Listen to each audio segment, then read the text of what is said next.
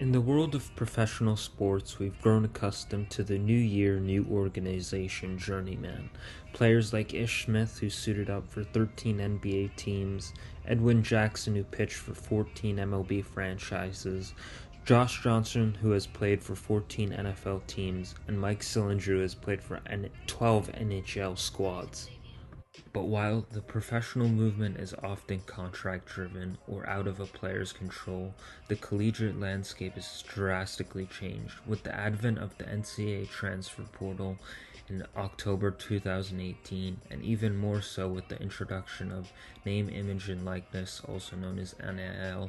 First on the list is AJ Storr. Coming out of the class of 2022, AJ Storr was ranked 89th in the ESPN Top 100.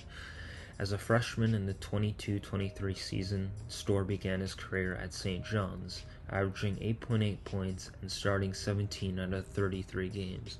Following a coaching change, he entered the transfer portal. The 23-24 season, Storr would return closer to home. The Illinois native transferred to Wisconsin for his sophomore year, where he enjoyed a breakout season, averaging 16.8 points per game on 43.3% shooting. He earned second-team All-Big Ten honors that year. His junior year, Storr took his talents to Kansas, reportedly signing a $1 million NIL deal. Unfortunately, his production declined sharply, averaging 5.8 points per game on 38.4% shooting and 29.1% from beyond the arc. For his senior year, Storr will now head to the SEC to play for Ole Miss under head coach Chris Beard. Time will tell if the move helps him recapture his sophomore year form.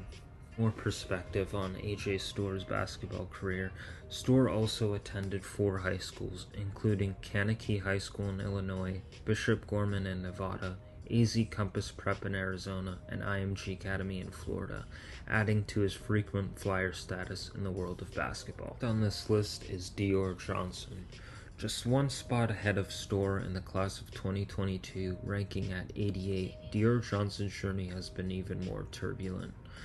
In the 2022-23 season, Johnson committed to Pittsburgh, but a legal issue forced him to redshirt. He eventually pleaded guilty and was dismissed by the program in August of 2023. In 23-24, Johnson took the JUCO route, enrolling at Clarendon College in Texas. He dominated, averaging 29.7 points per game, 5.4 rebounds, and 5.9 assists, and finished as the #1 JUCO player in the nation. The 24-25 season, this past season, he transferred to UCF, where he averaged just 2.5 points and 7.4 minutes per game. After the season, he re-entered the transfer portal. Now, for this upcoming season, as a redshirt junior, Johnson is now headed to Tarleton State, his 14th overall school when including his 10 high school stops, giving him diamond status on this journey. Evan Askew, a former 4-star recruit out of Mater Dei, Askew was a top 40 recruit in the class of 2020. As a freshman, Askew would head to one of the mecca of college basketball's programs, the University of Kentucky. As a freshman, he would average 6.5 points per game and 2.9 rebounds. Kentucky, however, finished with a disappointing 9-16 record, and he would elect to go into the transfer portal. Sophomore season, Askew would make a quick pit stop to Austin, Texas, playing for the UT Longhorns.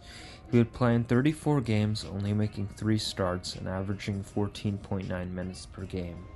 He would elect to go in the transfer portal at the conclusion of the season. Askew would move back to California and play for Cal, but with injuries, it limited him just to 19 games over 2 seasons. For a fresh start, Askew would play the 24-25 season with Long Beach State, where he averaged 18.9 points per game, 4.6 rebounds, and 4.5 assists, while shooting 40% from the field. Now for his final season, Askew will suit up for Villanova under head coach Kevin Willard. Now, let's switch from the hardwood to the pigskin, starting with QB TJ Finley. TJ Finley was a member of the class of 2020 and had many options coming out of high school. He decided to remain in-state and attend Louisiana State University. As a true freshman, Finley would start 5 games, throwing for 941 yards, 5 touchdowns, and 5 interceptions. He also split time with fellow true freshman at the time, Max Johnson, who, funny enough, is still playing college football as well at the University of North Carolina. At the end of his true freshman season, Finley would go into the transfer portal. He would land at Auburn for both the 21 and 22 seasons, where he started a few games but was plagued by inconsistency and off-the-field issues. In 23, he found a home at Texas State, throwing for 3,439 yards, 24 touchdowns, and adding 5 rushing scores. Despite planning to return, he re-entered the transfer portal after the school brought in another QB. For the 24 season, he landed at Western Kentucky, where an ankle injury limited him just to 3 games that season. For the 25 season, Finley attempted to restart at Tulane, but legal trouble, a stolen vehicle charge, which he claims stemmed from a scam, derailed those plans. As of April 2025, Finley remains in the transfer portal, with his legal case still pending. Another quarterback on the list, Jake Garcia, ranked the 88th best prospect in the class of 2021. Jake Garcia's high school career started on the West Coast in Southern California and ended on the East Coast in Georgia. Enticing QB prospect, many programs wanted Jake Garcia, but he was committed to USC for a majority of the recruiting process. But during early signing period, Miami would flip Garcia. Garcia spent 2 seasons at Miami, throwing for 801 yards and 5 touchdowns in limited action. In 2023, Garcia would transfer to SEC School Missouri, where he did not touch the field once. As of 2024, he would transfer to AAC School East Carolina. He would win the starting job coming out of camp. In his first start, he would throw for 308 yards, 4 touchdowns, and 3 interceptions.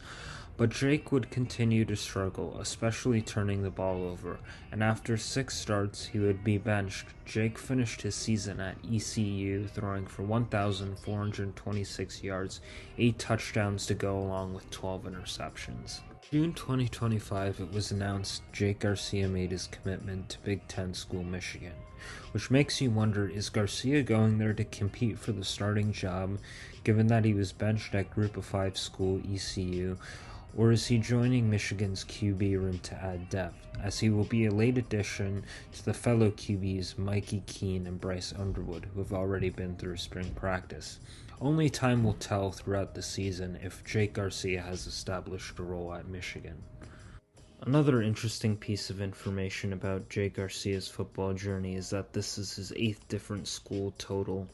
He also attended 4 different high schools, starting at Long Beach Poly, then transferring to La Habra, then Narbonne, and then going to Valdosta, and then ending his career at Grayson High School.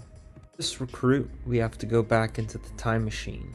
Zach Calzada was a member of the class of 2019 and was ranked a 4-star recruit. The Georgia native would have a long list of schools going after him, but decided to sign with Texas A&M. He would spend 2 quiet years at Texas A&M. Then Calzada got his shot in 2021, after an injury to starting quarterback Haynes King. He threw for 2,185 yards and 17 touchdowns, including an upset win over Alabama. At the conclusion of the 21 season, he would enter the transfer portal. For the 22 season, Calzada would end up at Auburn, but did not play a single snap there. He would end up transferring to FCS program at the time, Incarnate Word. Though he did mention he thought he was a little too good for Incarnate Word and overlooked them at the beginning. This is where he revitalized his career, throwing for 2,598 yards and 19 touchdowns in 2023 and 3,744 yards and 35 touchdowns in 2024 with a 65.5 completion rate. The 2025 season will be Zach Calzada's 7th year playing collegiately. He's now back in the SEC, playing at Kentucky this time, where he will be competing for a starting job. So whether it's NIL money, coaching changes, injuries, or just chasing a better fit, one thing's clear: college sports ain't what it used to be. These athletes aren't just playing the game, they're navigating a system that's evolving faster than ever. From AJ Store's 4 high schools and 4 colleges, to Dior Johnson's unbelievable 14 schools, to quarterbacks like TJ Finley and Zach Calzada rewriting the definition of a college football journey. This era is wild, unpredictable, and kind of fascinating to watch it unfold. And as long as the transfer portal stays open and the NIL keeps flowing, you can bet these frequent flyer athletes won't be the last of their kind.